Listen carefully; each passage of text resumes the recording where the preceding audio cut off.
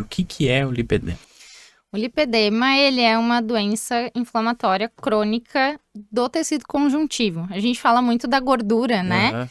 Porque é o principal, mas envolve todo o tecido conjuntivo. Então, gordura, tendões, ligamentos, cartilagem, pele, envolve um todo. Então, tem o nome até de síndrome dolorosa da gordura, porque é o que a gente mais vai ter. A gente vai tendo um acúmulo desproporcional de gordura, principalmente em pernas, né, membros inferiores, mas também posso ter em braços. Só em braço isolado é mais difícil. Mas Uhum. posso ter, mas às vezes eu tenho perna e braço. Em algum outro lugar do corpo, não. Só membros mesmo, assim, Assim, abdômen, tórax, sei abdômen lá. inferior, às vezes, quadril, eu posso Quando já é ter. muito exacerbado embaixo? Não, Ou porque eu não? posso ter, às vezes, um tipo 1 que vai pegar basicamente quadril. Ah, tá. Né? Vai pegar quadril, culote ali, então eu posso ter abdômen inferior, às vezes sacro, partezinha Uhum. mais ali logo acima do bumbum, posso ter. Existem relatos em algumas outras áreas, assim, tipo tórax, mas é Não é menos comum. frequente, não é o comum. O comum é pernas, principalmente, e braços.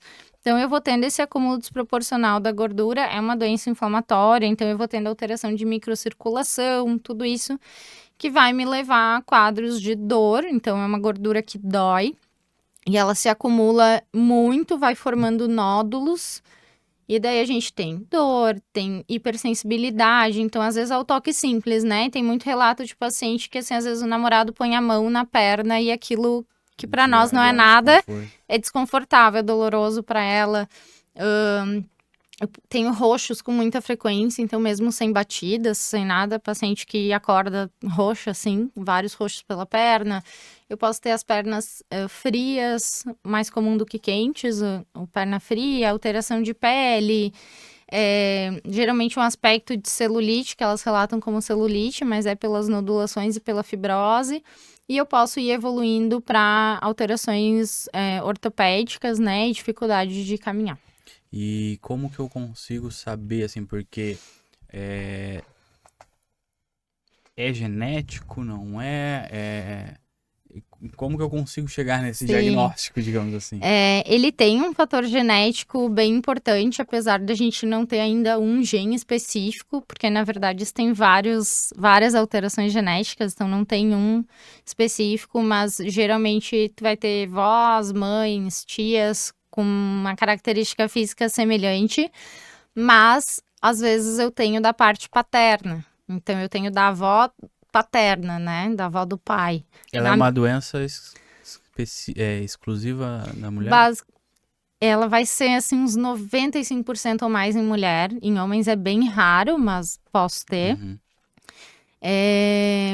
Então ela vem dessas alterações genéticas associada a hábitos, estilo de vida, né?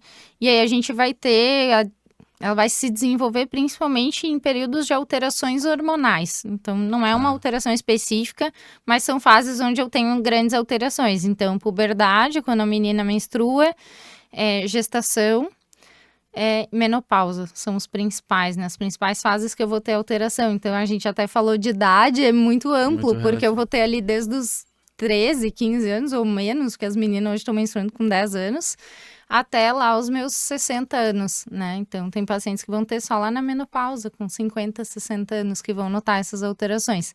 E aí, geralmente, eu vou começar a ter como se fosse um corpo segmentado. Elas falam que é tipo dois corpos em um, porque em pacientes magras eu vou ter aqui em cima bem magrinha Uhum. e da cintura para baixo eu começo a ser muito volumosa. Então, se tu O volume, ele dividir, tá sempre associado ao lipedema. geralmente vai estar associado. Claro que depende do meu Não, grau de lipedema, né? Do estágio do meu lipedema.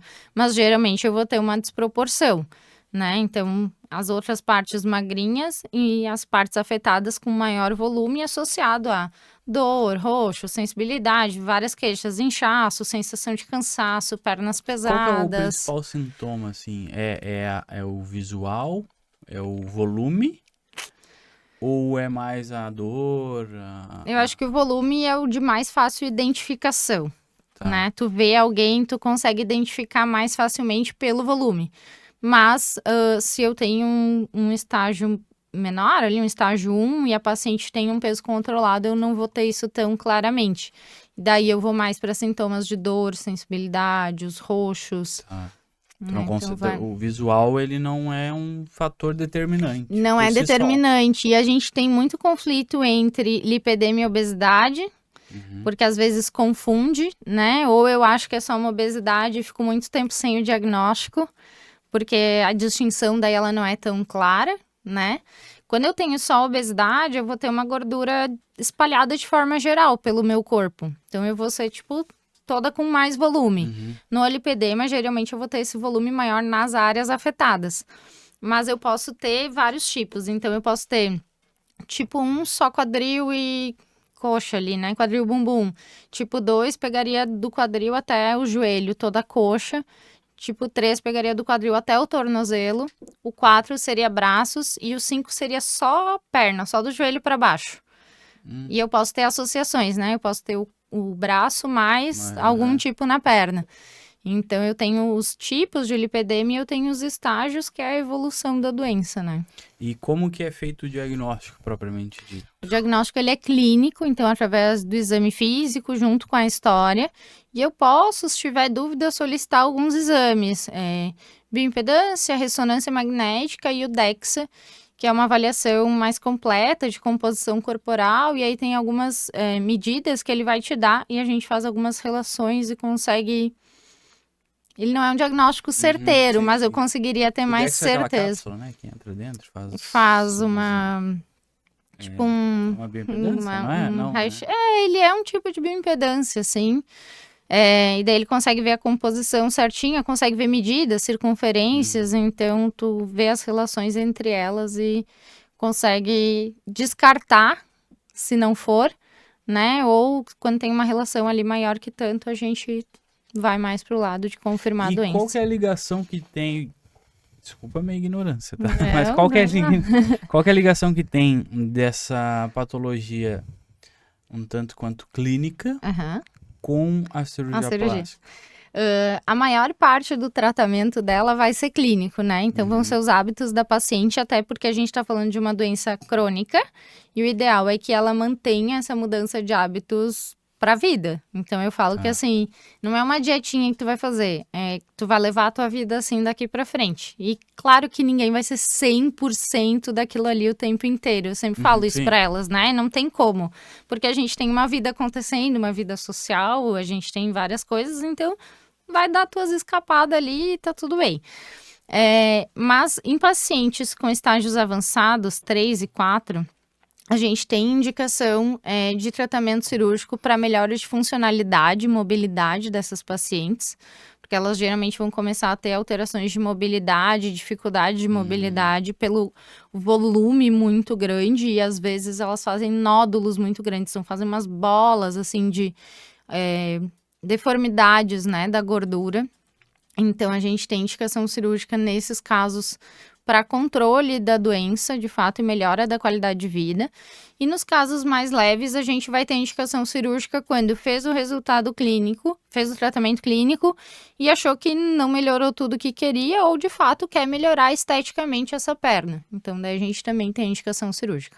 E tu acaba fazendo, não, mas, por exemplo, assim, tu comentou, né? A paciente ela pode ser na parte superior magra e para baixo ter volume.